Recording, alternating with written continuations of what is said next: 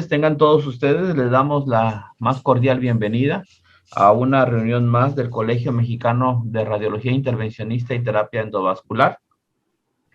En esta sesión va a ser una clase teórica previa a procedimientos intervencionistas. En este caso, el doctor Gerardo Enrique Ornelas Cortinas, médico radiólogo, que es egresado de la Universidad Autónoma de Nuevo León, jefe del servicio del Departamento de Radiología Doctors Hospital y profesor del Departamento de Radiología del Hospital Universitario en el área de ultrasonido.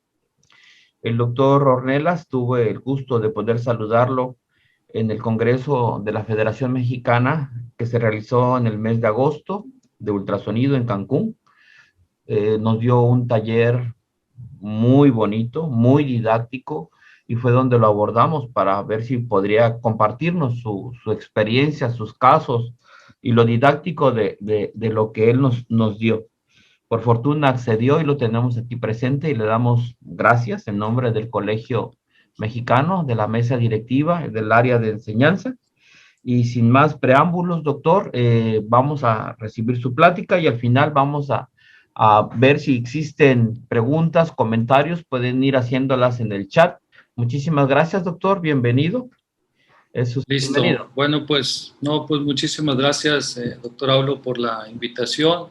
Como les dice el doctor, pues yo soy radiólogo acá en la ciudad de Monterrey y la idea, pues más que una clase, es compartirles un poco lo que hemos estado haciendo en los últimos años. Yo tengo pues la posibilidad de trabajar con un grupo de cirujanos vasculares que con cierta frecuencia envían estudios. Dentro de ellos lo que más envían son los ultrasonidos vasculares arteriales en pacientes diabéticos. Y la idea pues es compartir un poco dentro de los objetivos de la presentación, ver brevemente algo de antecedentes de lo que es enfermedad arterial periférica, centrarnos un poquito en lo que viene siendo el protocolo, lo que yo estoy utilizando y compartirles los criterios diagnósticos, que aunque hay varios criterios, pues esto es lo que me ha funcionado a mí en la práctica y con la correlación de los estudios que hemos hecho con angiografía o con angioTAC. Y el objetivo fundamental en esto es tratar de distinguir los criterios para enfermedad leve, moderada, severa, crítica y obviamente obstrucción. Revisaremos algunos casos y algo que considero que es fundamental porque hay mucha variabilidad en los reportes, entonces tratar de considerar un poco la posibilidad de intentar homologar los reportes radiológicos. Como antecedentes, pues como les decía, muchos de los pacientes, la inmensa mayoría de los pacientes que nosotros revisamos son pacientes diabéticos que vienen con enfermedad vascular periférica y sabemos que los pacientes pueden tener varias situaciones que puedan afectar los miembros inferiores, los pies particularmente, datos de neuropatía, deformidades, pero los pacientes con enfermedad arterial, con arteriosclerosis, pacientes diabéticos tienden a ser susceptibles a formar úlceras, a hacer infecciones, y se considera que cuando un paciente ya tiene una úlcera, la presencia de úlcera están asociadas con mayor mortalidad e incluso reducción en la calidad de vida. Se considera que, por ejemplo, los pacientes diabéticos tienen aproximadamente un 25% de posibilidades de desarrollar úlceras y esto es una causa frecuente de admisión. La prevalencia general en la población general, aunque el porcentaje puede variar, se considera que un paciente pues no diabético, que no tenga factores de riesgo, pues puede andar alrededor de un 2%, posiblemente un poco menor, pero en los pacientes diabéticos la prevalencia puede ir de un 10 a un 15%. Y pues esto obviamente, como ya mencionábamos, el tener la enfermedad vascular en los pacientes por arteriosclerosis, pues incrementa los datos de isquemia, infección y puede ser una causa de amputación. Generalmente cuando nos mandan a los pacientes ya están así o peor, como ahorita vamos a ver en la revisión de los casos, porque ya se está sospechando de que tenga alguna lesión vascular, los pacientes que empiezan a tener claudicación, pero ya tienen cambios de coloración en la piel, o porque tienen una úlcera de difícil tratamiento, o cambios de ausencia de que pueda palpar el clínico los pulsos, ocasionalmente por alguna sospecha de un aneurisma. Sin embargo, yo creo que una parte fundamental en esto es de que se considera que un 31% de los pacientes, por ejemplo, diabéticos que tienen enfermedad arterial periférica puede ser asintomática. Y tristemente, o bueno, al menos hasta la fecha, es muy raro que me manden un paciente para un estudio de screening, con la idea de tratar de buscar de manera temprana esos cambios de enfermedad reumatosa que pueden tenerla, pero que aún no pueden generar síntomas, pero que posiblemente ya están en cierto grado de severidad, pero que no han sido detectados o que no han sido identificados como parte de un problema vascular y a veces se pueden asociar a una neuropatía. Bueno, la aterosclerosis, como mencionaba, pues los síntomas pueden variar en los pacientes. La localización generalmente va bien enfocada a un trayecto vascular y pues obviamente los factores de riesgo que tienen los pacientes y que puede también incluso ser un indicador de que el paciente también puede tener enfermedad vascular en otras partes, particularmente enfermedad coronaria. Y pues la importancia de esto cuando vemos este tipo de pacientes es tratar de determinar si son candidatos a un tratamiento conservador o a un tratamiento de intervención o quirúrgico.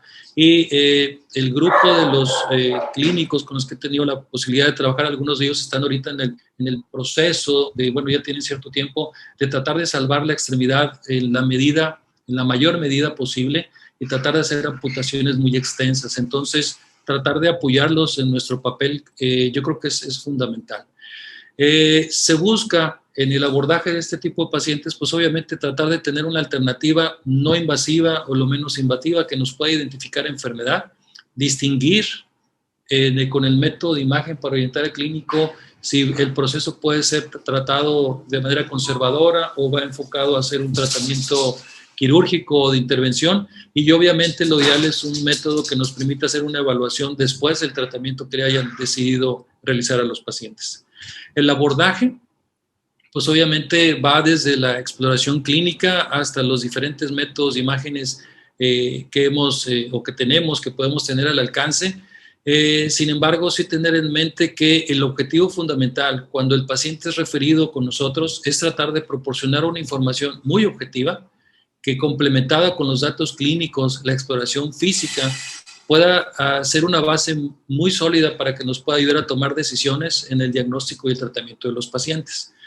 En cuanto a la evaluación clínica, solamente mencionar que algunos de los médicos, tampoco todos, cuando nos envían a los pacientes, la gente que se dedica realmente a hacer tratamiento vascular, los cirujanos vasculares que se dedican a hacer este tipo de abordajes, este tipo de tratamientos, ellos cuando nos envían el paciente ya saben realmente o ya tienen muy fuerte la sospecha del grado y la severidad que puedan tener los pacientes.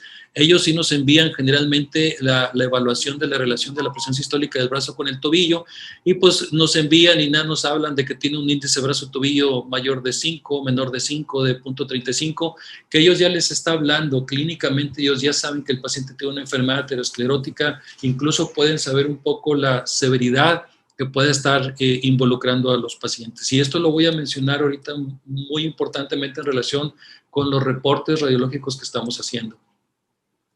Hace muchos años empezamos a hacer nosotros en el Hospital Universitario la pletismografía, que se considera que puede ser una herramienta también como complemento y consiste en una medición de presiones segmentarias, se ponen manguitos en varias partes, niveles específicos que ya están bien establecidos, y esto nos puede hablar definitivamente de la presencia y severidad de un segmento afectado de acuerdo a las curvas que nos puede mostrar, podemos ver las asimetrías, etcétera.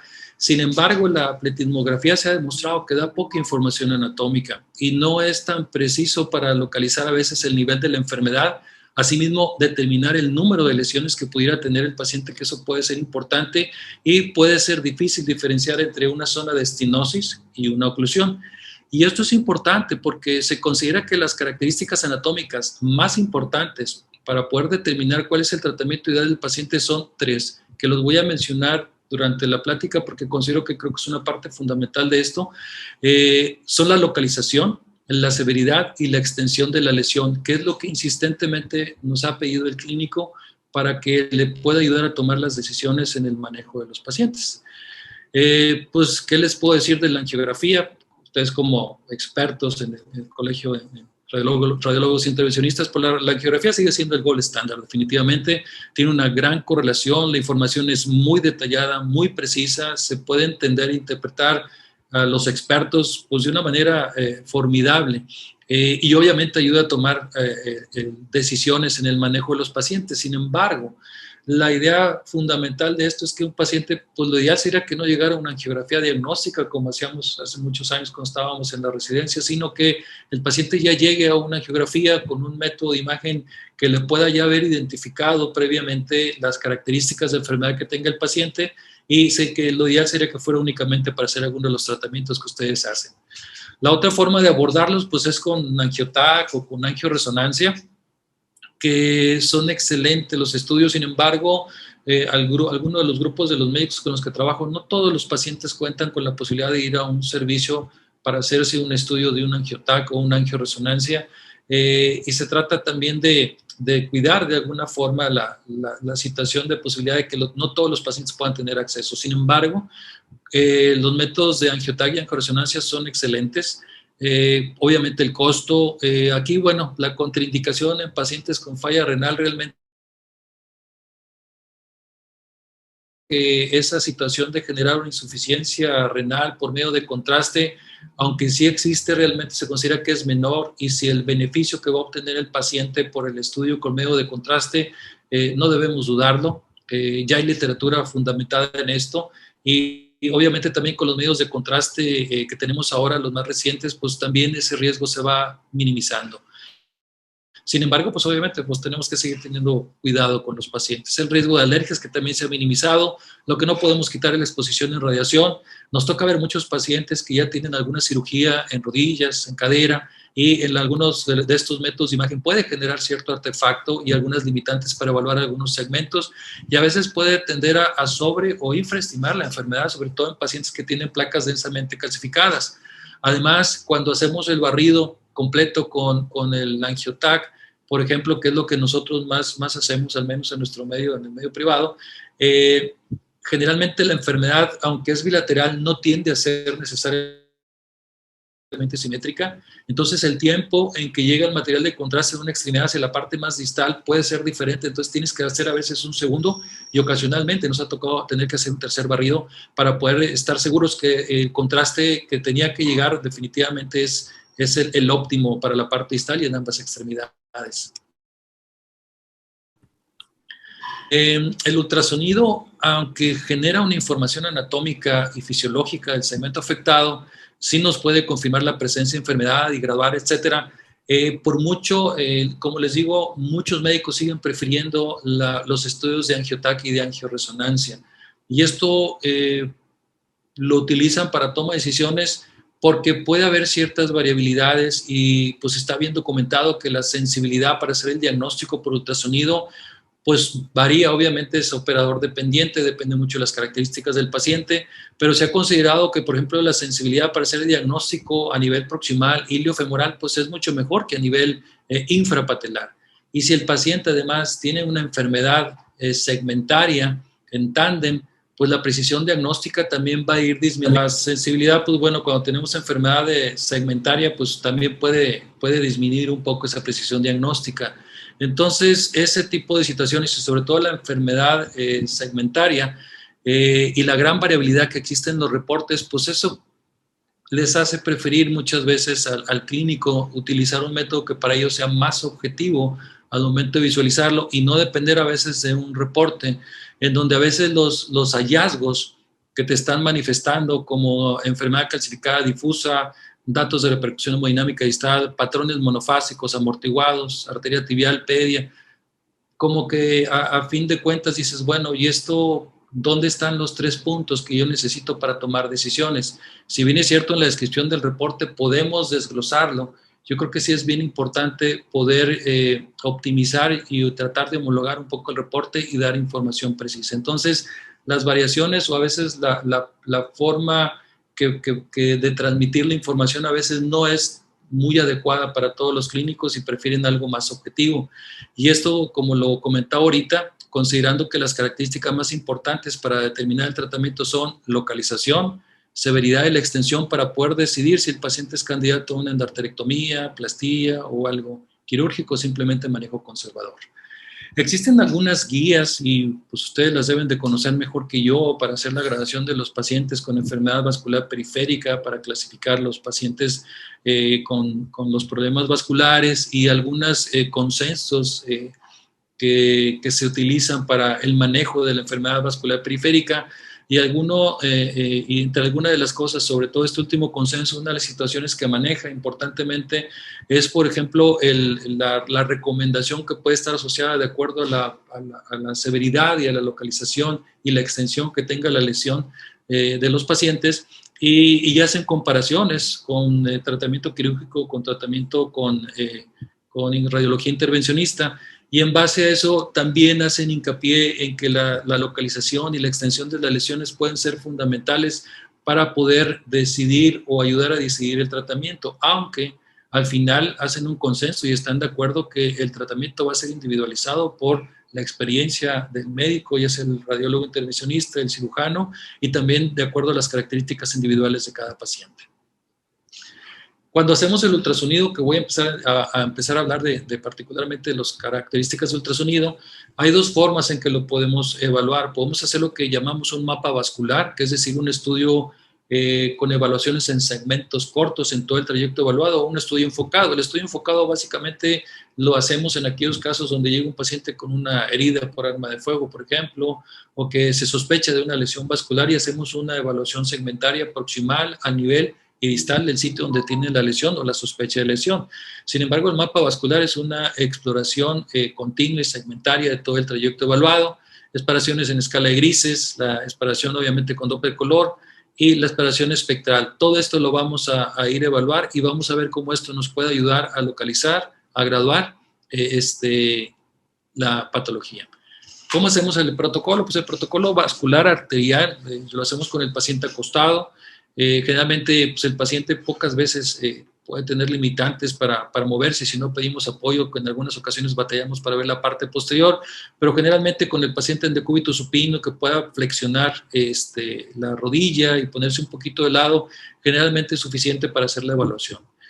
El protocolo lo podemos iniciar en la parte proximal, de acuerdo a las características y compresión del paciente, pues el transductor puede variar 3, 5 MHz, dependiendo. Y obviamente los transductores lineales ya en la parte desde la región femoral hasta al nivel distal. A mí particularmente me gusta trabajar con el transductor de 9 MHz, el multifrecuencia, y lo puedo variar. Y ese para mí me permite tener una mejor percepción del color, sobre todo porque sabemos que tenemos enfermedad vascular periférica y si a veces puedo batallar un poquitito por las calcificaciones, puedo bajar un poquito más la frecuencia o cambiar el transductor para poder tener una mejor percepción del color.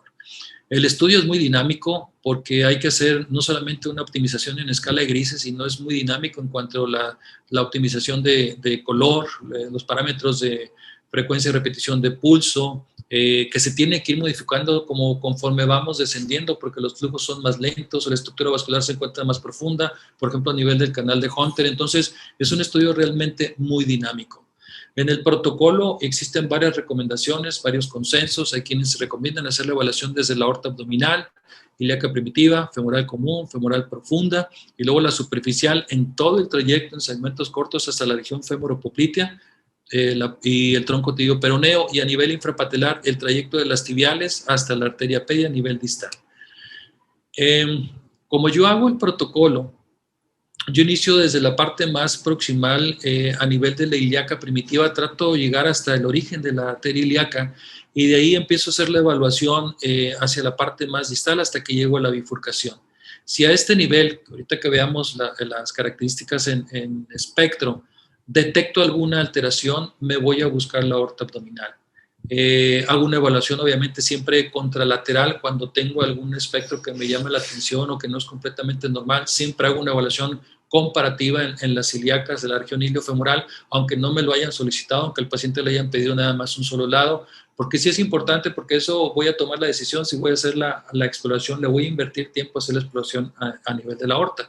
Sin embargo, hay gente que siempre lo hacen desde la parte proximal, y es válido, no hay ningún problema. Pero yo como lo hago en mi práctica, generalmente lo manejamos así. Entonces inicio en la parte proximal, después el trayecto de la arteria femoral superficial desde el origen, hacemos una interrogación a nivel del origen de la arteria femoral superficial con color y luego con espectro y vamos siguiendo todo el trayecto. Recordar que conforme vamos descendiendo, la posición del transductor, nuestra mano se va a ir modificando, nos vamos a ir haciendo lo más medial y vamos a ir siguiendo todo el trayecto y vamos a ir buscando los signos, primero en evaluación en color, que nos puedan hablar de dónde puede existir alguna patología, para hacer las interrogaciones en segmentos más cortos a esos niveles.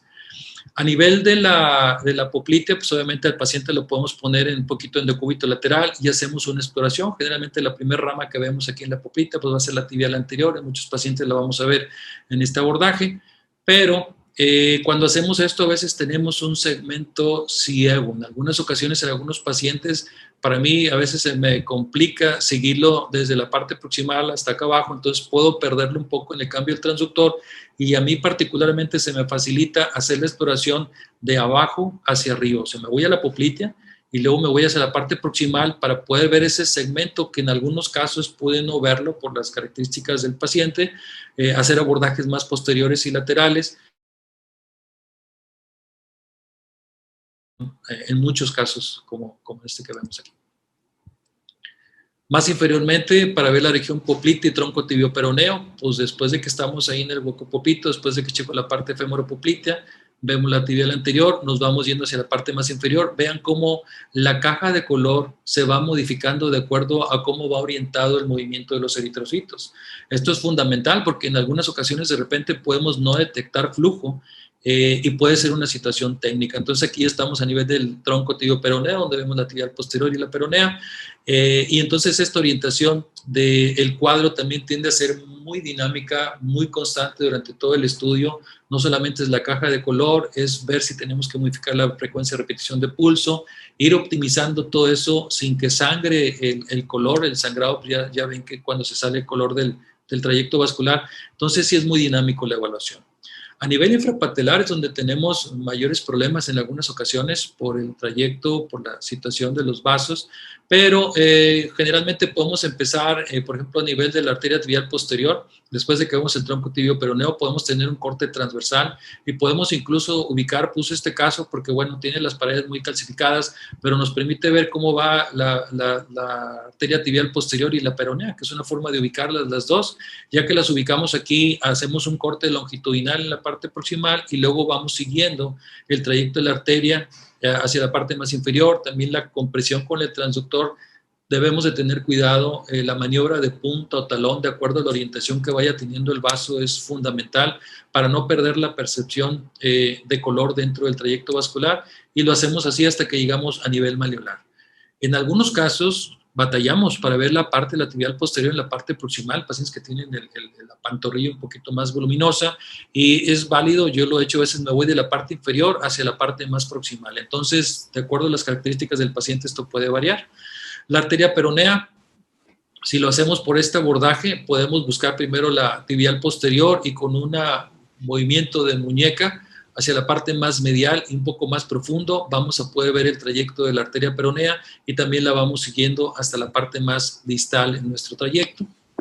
Y la arteria tibial anterior, ponemos al paciente en decúbito supino con la punta del pie viendo hacia adelante idealmente, para poder ubicar esta parte de la arteria. Podemos iniciar en un corte transversal, donde vemos, si sabemos, pues bueno, la arteria cuando se origina en la poplitea tiene un trayecto de posterior a anterior después de que pasa por la membrana interósea. Y aquí vemos, me estoy poniendo un poquito ya en longitudinal, vemos el trayecto, esta hoz, que es el sitio para poder interrogar la parte más proximal a este nivel, y vemos también la arteria peronea, que puede ser otro abordaje para la arteria peronea también en estos casos. Entonces empezamos a hacer la evaluación desde la parte proximal, vamos al tercio superior, nos vamos haciendo hacia el tercio inferior, hasta que llegamos a nivel del maléolo, la parte anterior de la tibia, donde va a estar muy superficial. Y hacemos todo el trayecto continuo. Y finalmente acabamos a nivel de la arteria pedia, a nivel del dorso del pie. Checamos desde la parte proximal y lo vamos siguiendo hasta la parte más distal que podamos visualizar. Ese es el protocolo que nosotros manejamos, y vamos a hablar ahora un poco de los criterios que tenemos que evaluar en cada una de las formas, desde escala de grises hasta el color y el espectro. La evaluación en escala de grises nos sirve, sí, pues básicamente nos sirve porque nos permite, aunque el paciente ya es referido con datos clínicos de enfermedad arterial, pues bueno, nos permite identificarla, ver qué tipo de placas, ver la extensión de la enfermedad. Sin embargo, únicamente en escala grises, pues no se recomienda mucho determinar el grado de estenosis, aunque si bien es cierto, algunos colegas lo han solicitado, y hacer una medición de reducción de área. Se puede hacer, sí lo puedes hacer si quieres hacerlo, pero para hacer la clasificación de severidad de enfermedad está basado prácticamente en el análisis espectral. No necesariamente, hablando de extremidades inferiores es diferente a carótida, está basado principalmente en los cambios hemodinámicos. La evaluación en color es fundamental y tenemos que entenderlo porque después de que ponemos la escala de grises y hacemos el barrido y vemos si tiene o no tiene placas ateromatosas, el siguiente paso es poner el color. Desde que nosotros estamos viendo esto, nosotros sabemos que este patrón de flujo en color es normal, donde tenemos el flujo que va por encima, por debajo de la línea de base, que es lo que representa esta escala de colores, y donde tenemos incluso la diástole invertida. A diferencia de este otro paciente que estamos a nivel de la poplitea y donde vemos un flujo continuo, todo por encima de la línea de base, que es lo que está representando esto, pues nos habla que definitivamente ese trayecto vascular no es normal, hemodinámicamente no es normal. Entonces, desde ahí nos vamos dando una idea de cómo vamos a planear el abordaje en los pacientes. Ok.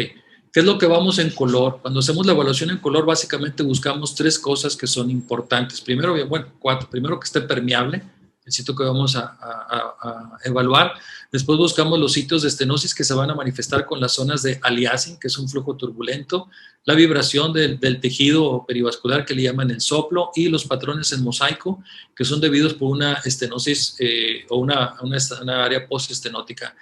Los eritrocitos tratan de pasar, vienen a un volumen ya determinado y de repente se encuentran con que hay una disminución en esta área en donde tienen que pasar, pero es el mismo volumen de eritrocitos, de tal manera que al disminuir el sitio por donde tienen que pasar, pues esto empieza a incrementar la velocidad, se desorientan obviamente, y esta desorientación en el flujo de los eritrocitos nos genera esto que es el aliasing, porque se está excediendo la señal que nosotros enviamos con el Doppler color al movimiento de los eritrocitos, y eso genera el fenómeno de aliasing. Y el fenómeno de aliasing lo vemos cuando hacemos el color como una zona de turbulencia. Y esto es un sitio que definitivamente tú tienes que ir a interrogar. Y tienes que ir a interrogar no solamente en este sitio, tienes que ir a interrogar en la parte proximal, tienes que interrogar a nivel de la estenosis y después de la estenosis para ver los cambios hemodinámicos que estamos teniendo y ver los gradientes que vamos a ir identificando después con el espectro.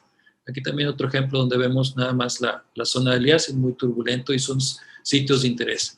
El otro punto importante es identificar el artefacto del soplo, el Bruit, que es la traducción en inglés, en donde este está dado porque cuando tenemos zonas de turbulencia, de zonas de estenosis muy crítica, se ejerce una vibración en los tejidos blandos aquí alrededor. Entonces, esto es un artefacto que está dado por la vibración de los tejidos adyacentes a una zona de estenosis.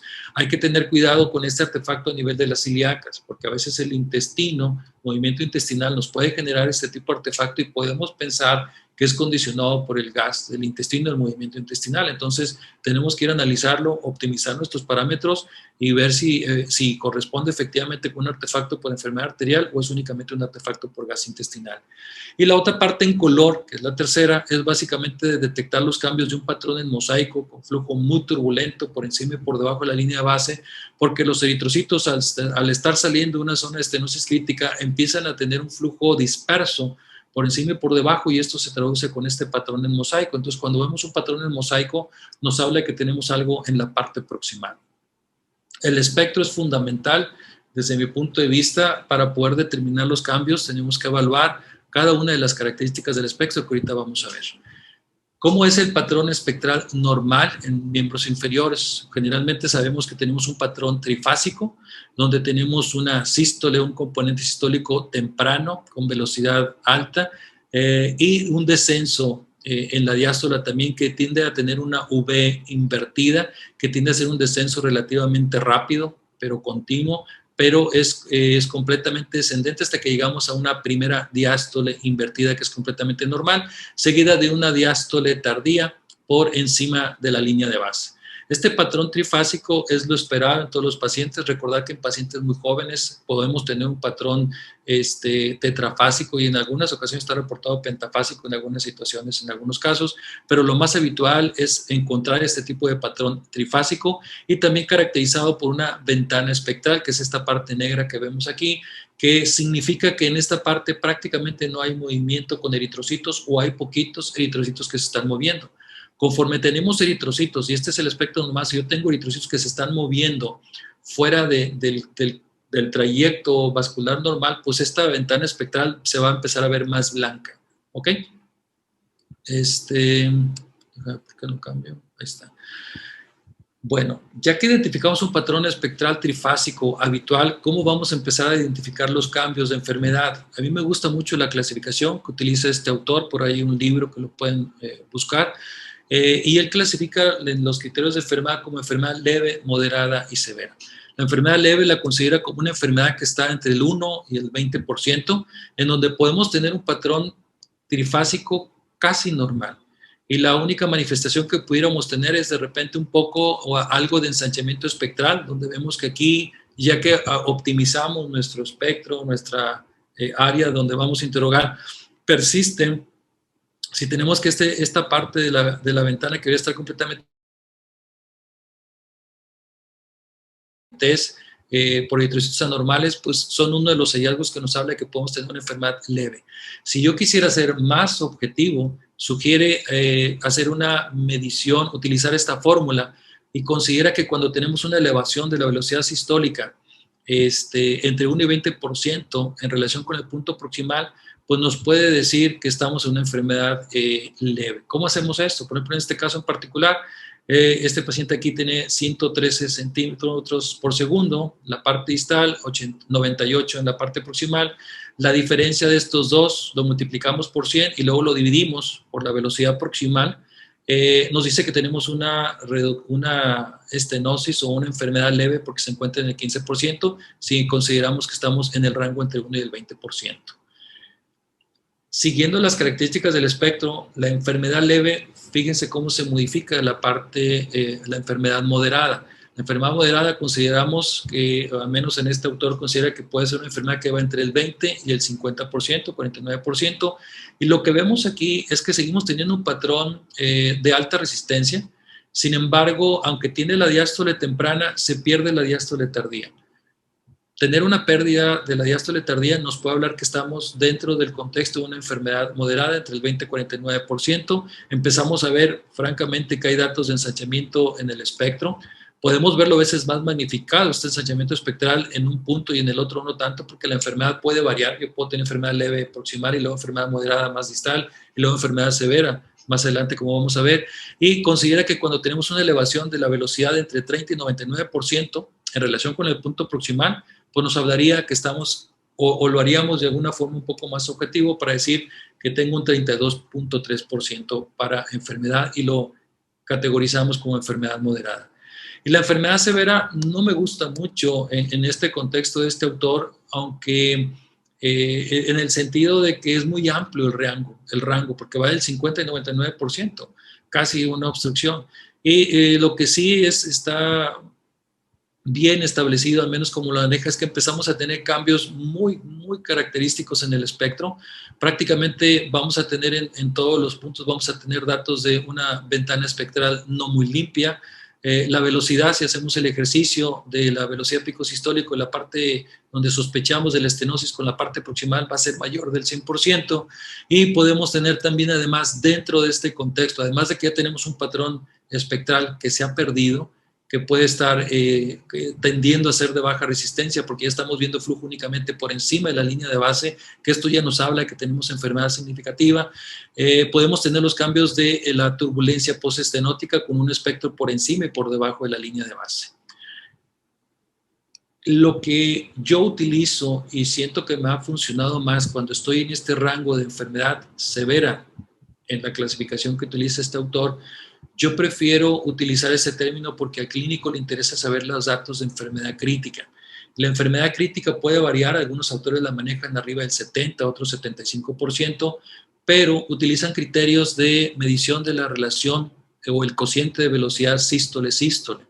Y esto, por ejemplo, consideran que un paciente, cuando hacemos este cociente, ahorita vamos a ver dos ejemplos, si lo tenemos por abajo de 2, que significa medir la velocidad sistólica, necesito de mayor velocidad pico sistólico entre un nivel proximal, y esta parte importante es de que el nivel proximal nos lo medimos. Yo no puedo hacer esto midiendo a nivel de por ejemplo, el canal de Hunter y compararlo con la velocidad a nivel de la femoral superficial en el tercio proximal o en el tercio medio.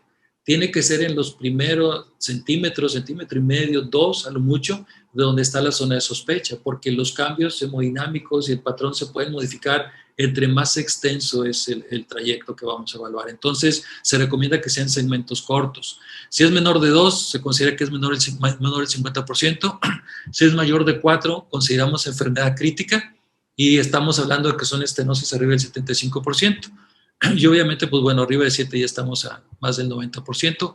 Esto viene en esta referencia, por ahí si lo quieren ver, pero viene en cualquier libro. Aquí, por ejemplo, en este caso, tenemos una paciente que tenemos cambios en color, que tenemos una liasen, tenemos una zona estenosis, tenemos una velocidad de 477 centímetros por segundo, y en la parte inmediatamente proximal, si se fijan dónde estamos haciendo la interrogación, tenemos un patrón que está francamente alterado. Fíjense cómo este patrón, en alguna ocasión uno de mis recientes decía, no, pues tiene enfermedad moderada, porque yo veo el pico sistólico y veo la diástole temprana, sí, pero este descenso en la diástole no es normal. Fíjense cómo este descenso se empieza a tener cierta tendencia a continuarse por encima de la línea de base y nos forma este signo como un hombro, que algunos autores lo han descrito así, y esto nos habla que no estamos entre una enfermedad moderada, esto ya nos habla de una enfermedad más que moderada, podemos estar en el rango de enfermedad severa, pero un rango muy amplio. Si yo quisiera ser muy objetivo en esto, utilizamos la relación de cociente, y si utilizamos la fórmula de hacer la medición en el sitio de mayor velocidad, lo dividimos entre el sitio proximal inmediato, nos dice que tenemos 4.2 y nos habla que tenemos una estenosis mayor del 75%. Ese punto de corte es el que con los clínicos, los cirujanos con los que yo he trabajado, me lo han solicitado y les ha servido para tomar decisiones de saber que ya están entre una enfermedad crítica mayor del 75%. En este otro caso en particular, solamente por hacer el ejemplo, desde que vemos el espectro, vemos que hay enfermedad que se considera moderada, tenemos 70, 175, hacemos el ejercicio, el resultado nos da menos de 2, pues estamos en enfermedad de menos del 50%. Entonces, esto es lo que yo utilizo y es lo que utilizo también para mis reportes para hacer la distinción entre leve, moderado, severo y dentro de lo severo hablar de los cambios críticos. De repente me preguntaban, oye, ¿utilizas las velocidades para hablar de enfermedad severa crítica? Bueno, sí me sirven las velocidades, pero comparándolas de acuerdo a los gradientes que mencionábamos ahorita, utilizando las fórmulas ahí que les mencionaba, pero me sirven porque yo puedo saber si a nivel de ilíaca tengo una velocidad de 300, pues sé que no es normal, porque los parámetros más o menos andan en esto, cerca de 200, o a nivel infrapatelar, pues sabemos que andamos generalmente bajo de 50 centímetros por segundo, pero eso también puede variar de paciente a paciente, puede variar de acuerdo a las condiciones sistémicas del paciente, un paciente que tenga hipertensión, pacientes que tengan insuficiencia cardíaca o bajo gasto cardíaco, pues las velocidades también pueden variar. Entonces no utilizo nada más así únicamente aislado esto, lo utilizo con las fórmulas que habíamos mencionado. Por ahí algunos autores han mencionado algunos otros parámetros como los índices de pulsatilidad, diástole final, etcétera, factores de amortiguación. Yo honestamente no los uso. Se me hace un poco ambiguo de repente el reporte y no me da un grado de severidad más preciso. O sea, desde mi punto de vista no me son de utilidad y no los utilizo en mi reporte, pero si alguien los usa, pues bueno, es muy respetable. Hablando ahora de las características, ya vimos lo que es el espectro normal, ya vimos cómo empezamos a ver el espectro anormal y cómo podemos entrar en un grado de enfermedad leve, moderada, severa, y la severa también hacer la distinción dentro de esa enfermedad severa, porque el rango es muy amplio, puede ser muy amplio, de entrar a una enfermedad crítica, y con el cociente de velocidad sístole es donde vamos a entrar a esa caracterización. Pero cuando nosotros estamos haciendo la evaluación y nosotros qué es lo que podemos esperar cuando tenemos una estenosis importante, pues obviamente de acuerdo a lo que veíamos, este no es un espectro normal, tenemos un patrón de alta resistencia, estamos de acuerdo, pero estamos teniendo también algo de flujo invertido antes de una zona de estenosis.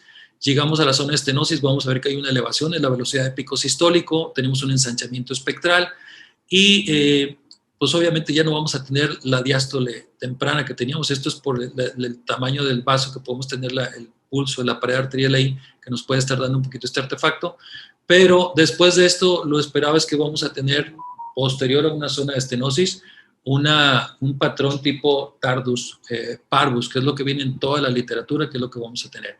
Pero este tipo de patrón de muy baja resistencia o llegar a un tardus parvus, tenemos que tener cuidado, porque este patrón, si bien es cierto, está asociado con enfermedad arterial severa, tenemos que tener cuidado porque la desaparición del flujo invertido puede aparecer en extremidades sanas. Por ejemplo, un paciente joven, le pones a hacer ejercicio antes de hacer el estudio y va a cambiar el patrón de trifásico a un patrón de baja resistencia. O también puede estar asociado a una vasodilatación que está asociada a una hiperemia reactiva porque la extremidad puede estar con un aumento en la temperatura.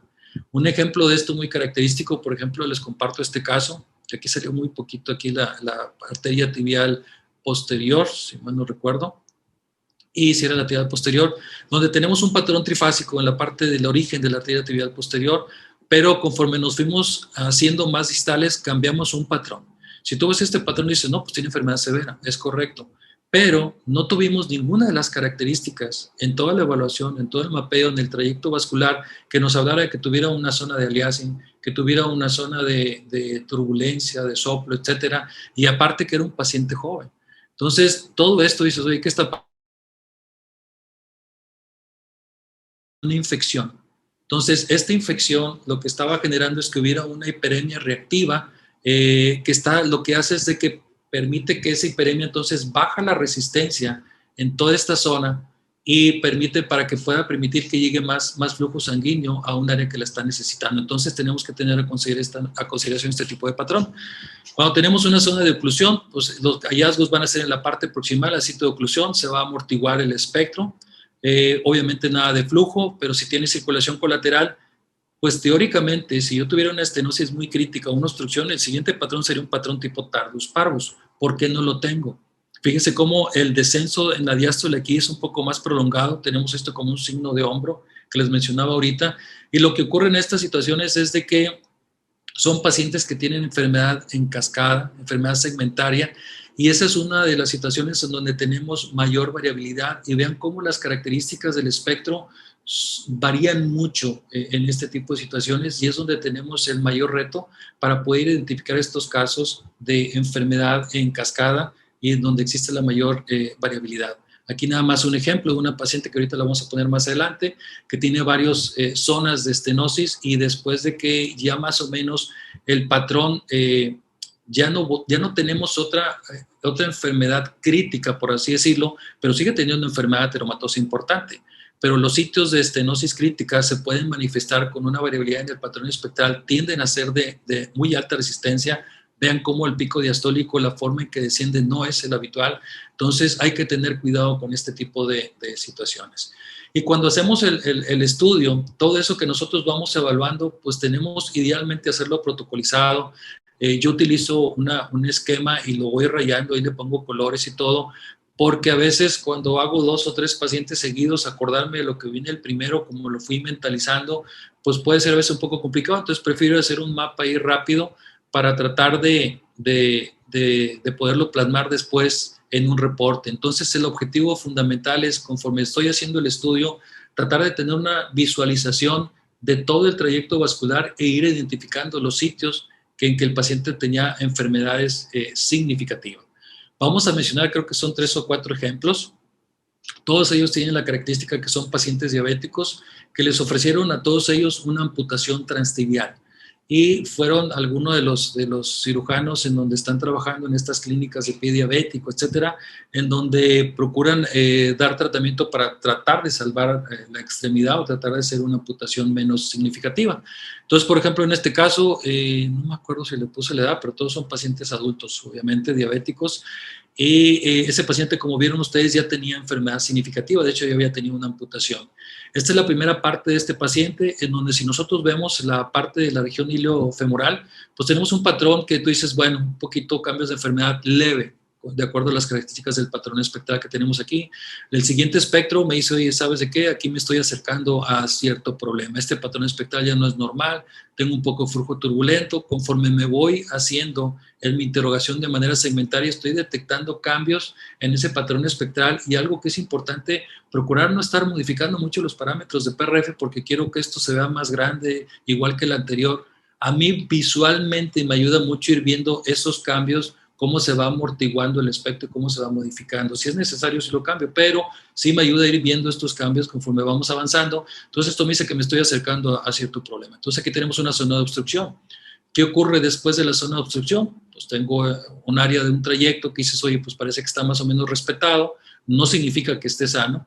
Y tengo un patrón casi tardus parvus, pero en este patrón, fíjese, como no alcanzo a tener toda la diástole completa, continua, por encima de la línea de base. Y esto es porque me estoy acercando también a otra zona de obstrucción. Entonces, también dentro de este patrón amortiguado, estoy tendiendo a tener cierta alta resistencia que me impide tener el flujo continuo aquí, y pues obviamente me estoy acercando a otra patología que puede ser una estenosis crítica o otra zona de obstrucción. Tenemos la parte más distal, aquí estamos ya casi en el nivel del canal de Hunter, la región poplitea, y ahora sí tengo un patrón continuo por encima de la línea de base. Significa que el trayecto a este nivel, insisto, no significa que esté sano, significa que en esta parte del trayecto no vuelvo a tener otra parte crítica, pero sí tengo enfermedad ateromatosa y está permeable. Checamos la parte infrapatelar, entonces tratamos de detectar los cambios, otra zona de estenosis en la parte proximal de la tibial anterior, y el patrón amortiguado conforme vamos descendiendo con enfermedad ateromatosa continua en cascada, pero nada más con una zona de estenosis crítica proximal, y tibial, la tibial posterior la habíamos visto permeable en todo el trayecto, con un patrón espectral monofásico, es correcto, de patrón tipo tardus parvus, pero este cambio de aquí no tuvo cambios de enfermedad crítica, y los cambios que vemos aquí seguramente tienen enfermedad ateromatosa, pero este patrón está condicionado por los cambios que tenemos en la parte proximal. ¿Ok? Este paciente le hicieron una amputación transmetatarsial y se le dio seguimiento más o menos hasta el cierre de la herida, y se le evitó la amputación hasta el nivel de la rodilla.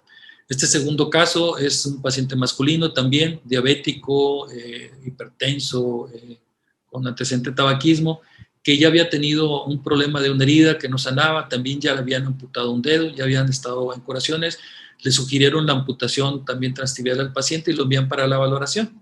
Este caso en particular me gusta mucho porque se pudo hacer en el hospital universitario, lo hizo uno de los profesores ahí, el doctor Mario Sánchez, que tuvimos la oportunidad de compartir el caso. Entonces, si se fijan, vean, no puse toda la parte de arriba porque en la parte proximal tenía cambios ateromatosos leves a moderados. Cuando llegamos aquí a la región femoropoplitea, si vemos el patrón espectral, no tengo la diástole tardía, pero obviamente este patrón ya no es normal. Y conforme nos vamos acercando a las zonas de mayor problema, pues vemos que el patrón espectral se empieza a amortiguar, tengo patrón de alta pulsatilidad, tengo este signo de hombro que no es normal, y empezamos a llegar a la parte infrapatelar, zonas de estenosis con elevación de la velocidad pico sistólico, de repente un patrón de flujo amortiguado, porque en todo el trayecto tengo varios sitios de enfermedad significativa, una sospecha de obstrucción y flujo un poquito en la parte distal. Y hacia la tibial posterior, vean cómo tenemos el patrón, francamente, que conforme nos vamos acercando a esta zona de obstrucción, en este segmento con recanalización, sugería que había recanalización, circulación colateral. Eso fue lo que reportamos. Este paciente se le ofreció hacer un estudio de intervención. Esta es la angiografía. La parte proximal, la región femoropoplitea, vean los cambios. Sí tiene enfermedad ateromatosa, pero no se ven zonas de estenosis crítica. Pero a nivel infrapatelar vemos la zona de estenosis que coincidía con esta zona de Aliasin. Todo el trayecto después volvía a tener otra zona de estenosis y otra zona de estenosis distal. No tenía la obstrucción o la sospecha de obstrucción que veíamos en esta parte de acá. Y al paciente se le hizo una plastía. Y este es el estudio del paciente después de la plastía, y mejoró considerablemente los síntomas. El paciente se le dio seguimiento, nada más se le amputó el primer ortejo al paciente y se fue siguiendo el seguimiento hasta prácticamente el cierre de la herida. El médico me comentaba que este paciente, pues obviamente contento después de que le habían dicho que le iban a amputar hasta la rodilla, pues el paciente se seguía poniendo zapatos. Entonces, imagínate el cambio en la vida de los pacientes. Esta es otra paciente, 68 años de edad. Ella la enviaban porque tenía una úlcera como que difícil tratamiento y la enviaban nada más para una valoración inicial. Si bien es cierto, habíamos mencionado que un paciente ya con úlceras empieza a modificar la mortalidad.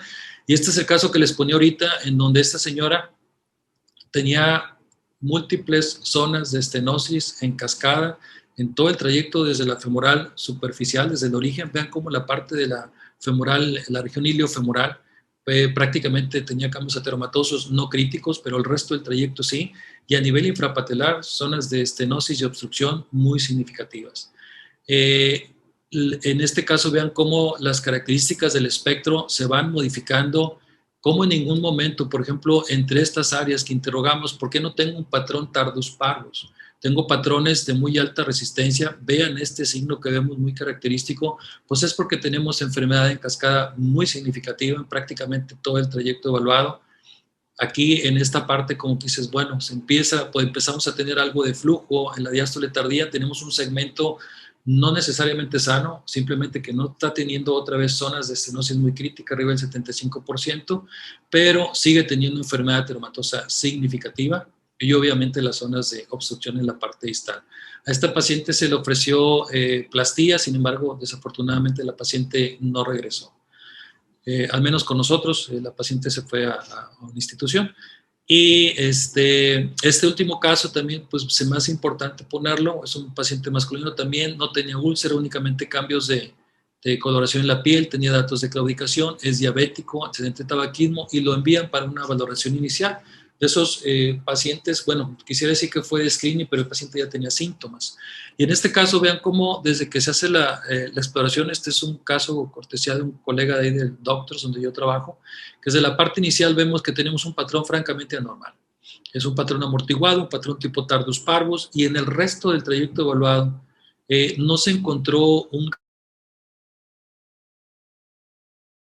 tener otra zona de estenosis crítica, todo el patrón más o menos plano, las velocidades más o menos homologadas, y las vemos más o menos por aquí, desde la parte proximal hasta nivel distal.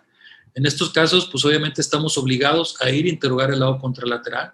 Vemos que hay una franca simetría y esto obviamente nos habla de que el paciente tiene una enfermedad proximal. Una enfermedad proximal, tenemos que ir a buscar la región de la ilíaca primitiva, ahí sí nivel aortoilíaco. En este caso en particular no se pudo hacer con el ultrasonido por la interferencia que tenía con el gas, se le sugirió el estudio de angiotac al paciente y aquí como vemos es la reconstrucción y este paciente tenía una zona de estenosis en un segmento importante en el origen de la ilíaca primitiva. Y a este paciente se le hizo la colocación del stent que está aquí en la parte superior, lo hizo ya un cirujano vascular y aquí es donde el paciente ya se pudo poner el stent y obviamente se le dio el tratamiento que ameritaba.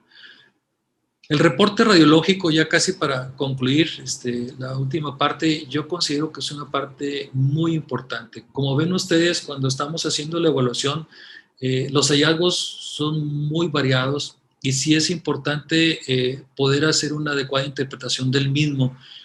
Nunca el ultrasonido va a sustituir a la angiografía y no es el objetivo del mismo, pero sí estoy convencido y al menos en la experiencia que he vivido con los colegas que he trabajado por acá, que el ultrasonido sí les puede ayudar a la toma de decisiones con un reporte adecuado, indicando los sitios donde se encuentra la enfermedad crítica, los sitios de obstrucción.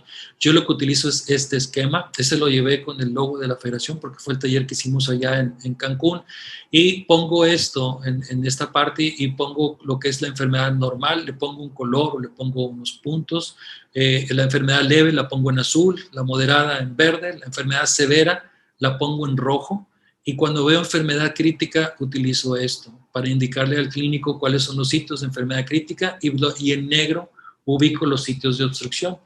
De tal manera que algunos colegas cuando ven el reporte dicen, pues yo a veces ya no veo el reporte, me guío con esto y sí, pues lo confirmo con el reporte y todo, pero esto les da una idea, les digo, no para sustituir la angiografía, porque jamás va a ser eso, pero sí para tener una idea de la severidad. Y luego la parte importante es nada más ponerlo así, ponerlo en un reporte. Estos dos conclusiones que puse de reportes que por ahí teníamos son de los casos que les mostraba ahorita, que me enviaron para una segunda evaluación, en donde, por ejemplo, reportan que hay cambios en la morfología espectral, bifásicos proximales, monofásicos distales, que pueden estar relacionados a falta de distensión arterial por enfermedad ateromatosa calcificada, pero que existe flujo hasta la arteria PEVI. Y el otro dice insuficiencia arterial crónica, mayor repercusión a nivel distal, cianosis difusa, se identificaron una área única de estenosis. El que hizo el estudio seguramente lo sabe hacer, pero también hay que saber transmitirlo, porque, por ejemplo, de acuerdo a lo que al menos me solicitan acá, pues la información de localización, severidad y extensión de la lesión no vienen plasmados en el reporte y consideramos que es una parte importante que ellos están considerando para poder tomar decisiones en el manejo del paciente. Entonces, tratar de ubicar la localización, en qué parte del segmento arterial, si es en la parte superior o inferior, si es una estenosis crítica, el segmento, si lo podemos determinar aproximado, sabemos que no puede ser exacto, pero un aproximado de la extensión, porque sabemos que el transductor cuando son muy largos, pues no alcanzamos, entonces tenemos que ir sumando la imagen y también detectar si tiene una zona de obstrucción o de sospecha de obstrucción y posiblemente la extensión de esa zona de obstrucción. Entonces, consideramos que es importante el reporte, la forma de plasmarlo, es nuestra responsabilidad hacer un reporte bien fundamentado, un reporte que pueda orientar al clínico para poder tomar las decisiones. Como conclusión de esta parte, pues podemos decir que, bueno, la importancia de esto o el mensaje principal, considero que de esta presentación, es decir que un protocolo, un estudio protocolizado con segmentos cortos en este tipo de pacientes, pues puede incrementar la sensibilidad y especificidad de enfermedad arterial periférica en los pacientes con el ultrasonido. Los otros métodos de estudio que podemos utilizar, pues definitivamente en algunos casos los vamos a tener que utilizar. Hay pacientes que de repente no tienen la pared muy calcificada, no tiene señal con color, no tiene señal con espectro y en segmentos muy largos. Entonces de repente dice, oye, es que nada más pude checar la común y chequé la poplitea. Bueno, ¿cómo está el espectro en la parte de la común y cómo está en la? Oye, pues es que hay lo tengo de baja resistencia en la poplitea y acá tengo un patrón de que me habla de enfermedad leve o moderada. Pues sabemos que hay un trayecto enfermo, pero no lo podemos precisar exactamente el segmento, entonces tendríamos que utilizar alguna otra modalidad, incluso en algunos casos, pues que el paciente tuviera que ir a una angiografía. Sin embargo, pues la recomendación sería pues tratar de que el paciente llegue a la angiografía ya para hacer el tratamiento, pero tratar de evitar una angiografía diagnóstica y que únicamente sean pacientes que realmente están justificados. Por último, quiero concluir invitándolos a que en la federación, ustedes saben que yo soy miembro de la federación, como les decía ahorita el doctor, y estamos iniciando con el proyecto de una revista, que es la revista de radiología de la Federación Mexicana, y se acaba de subir a la página de la federación cuáles son los criterios. Vamos a empezar a recibir proyectos que ustedes quisieran participar para formar parte de esta revista, de que sus artículos salgan en la misma, y pues vamos a hacer una revista que va a ser en inglés. Por ahí vienen todas las explicaciones, no les quiero robar mucho tiempo, pero sí los invitamos y el objetivo fundamental es tratar de incentivar al radiólogo mexicano a publicar más, a tratar de, incluso el objetivo es tratar de que esta sea una revista que se pueda indexar al poco tiempo, es decir, al menos son 2 años, que es lo que nos piden las referencias, para poder tener una revista de calidad. Entonces, pues esperamos que les interese y que se quieran sumar aquí al proyecto. Entonces, pues bueno, creo que sería todo. Muchas gracias, doctor, por la invitación. Si hay alguna duda, alguna pregunta, un comentario, pues con mucho gusto. Muchas gracias, doctor. Para preguntas de los asistentes. Sí, bueno, siendo muy objetivo, si la pregunta es si utilizo el índice de resistencia para decir que tiene una estenosis del 60, del 70, no lo uso. No lo uso en mis reportes. Lo que utilizo es, como les mencionaba ahorita en la pregunta específica, para graduar la estenosis. Cuando estamos en un grado de estenosis severa, utilizo el cociente de velocidad sístole-sístole.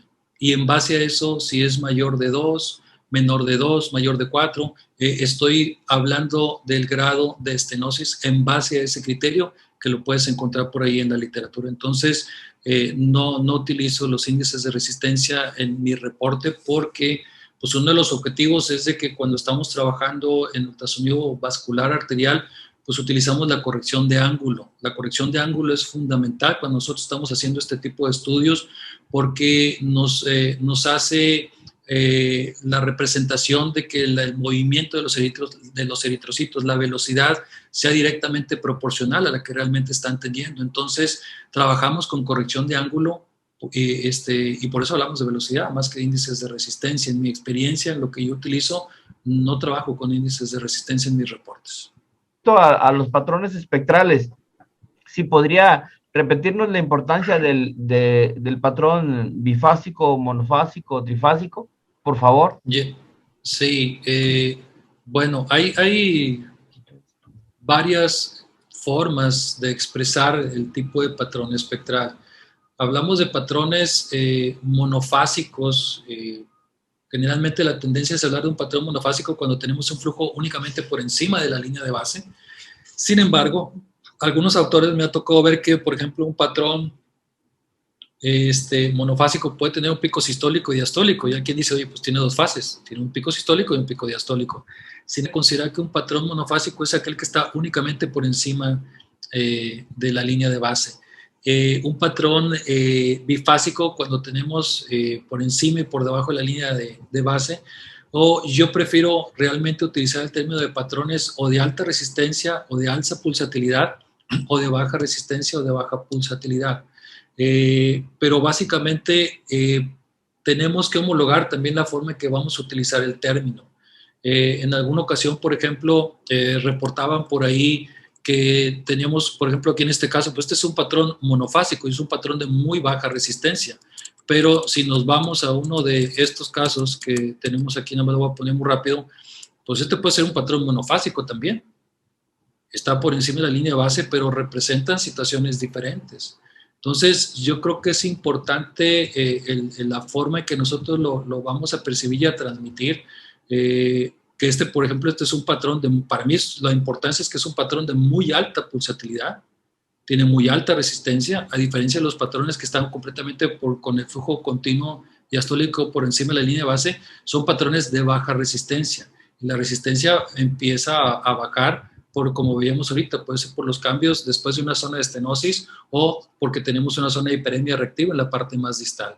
Entonces, yo creo que lo importante es tratar de ver cómo vamos a utilizar el reporte y que nuestro clínico, el que va a recibir el reporte, podamos explicarle lo que nosotros queremos traducir con la situación del patrón, si es monofásico, si es bifásico, etc. No sé si los confundí más o... Muchas gracias, doctor. La doctora Ligia Cervantes lo felicita, muy didáctico, Gracias. muy claro. El doctor Gustavo Campos, muchas gracias. La doctora María del Rosario dice, ¿es de utilidad valorar el espectro de lechos distales o solo hasta la pedie? Gracias. Sí, fíjate, esa es buena pregunta. Generalmente hacemos la evaluación, mucho depende del clínico con el que trabajes. Hay algunos clínicos que sí me lo piden y hago la evaluación de lechos distales, pero en la mayoría de los casos generalmente hacemos la evaluación hasta nivel del dorso, hasta la pedie a nivel del dorso. ¿Por qué? Porque algunos clínicos me han dicho es que no tengo forma de abordar los lechos distales. Entonces, aunque me des la información ahí a ese nivel, pues no voy a poder llegar hasta allá. Entonces, cuando me lo llegan a pedir, sí lo hago. Trato de llegar hasta las regiones más distales, las regiones plantares, y lo pongo en mi reporte, pero realmente son pocos los clínicos que me lo han solicitado. Muchas gracias, doctor. El doctor Raúl Gámez dice, ¿qué parámetros se toman en cuenta para diagnosticar una insuficiencia arterial por Doppler? Una insuficiencia arterial, bueno, es que el diagnóstico es clínico. El diagnóstico de insuficiencia arterial es clínico, pero al utilizar los parámetros es cuando empezamos a tener cambios hemodinámicos. Los cambios hemodinámicos que estamos viendo ya en el espectro, pues te puedo hablar que el paciente puede tener cierto grado de insuficiencia arterial y la insuficiencia puede ser leve, moderada o severa, que es lo que veíamos ahorita. Pero desde la evaluación clínica, el clínico ya sabe que ya tiene un paciente que tiene cierto grado de insuficiencia arterial. Lo importante es graduar este grado de insuficiencia, ¿verdad? La severidad. La doctora Nereida Jiménez Santiago lo felicita, excelente plática. Y bueno, Gracias. pues ya no hay más preguntas en el chat y ya tenemos una hora. A todas las personas que han estado con nosotros, que llegaron a 92, muchísimas gracias. Y le damos las gracias al doctor Gerardo Enrique Ornelas Cortinas. Muchísimas gracias, doctor, de verdad, muchas gracias. Fue muy didáctico, como les había comentado, sus esquemas tan fabulosos, esas reconstrucciones que hace desde la ilíaca hasta la pedia casi, de verdad, fabulosas. Muchísimas gracias y le haremos llegar de nuestra parte un diploma de agradecimiento por su participación. Muchas gracias a todos y los esperamos para la próxima reunión en 2 semanas. Muchísimas gracias de parte del Colegio Mexicano de Radiología Intervencionista y Terapia Endovascular. Muchas gracias y buenas noches. Muchas gracias por la invitación y espero que haya sido de utilidad. Gusto en Muchísimas gracias, saludarlos. doctor. Gracias. Hasta luego.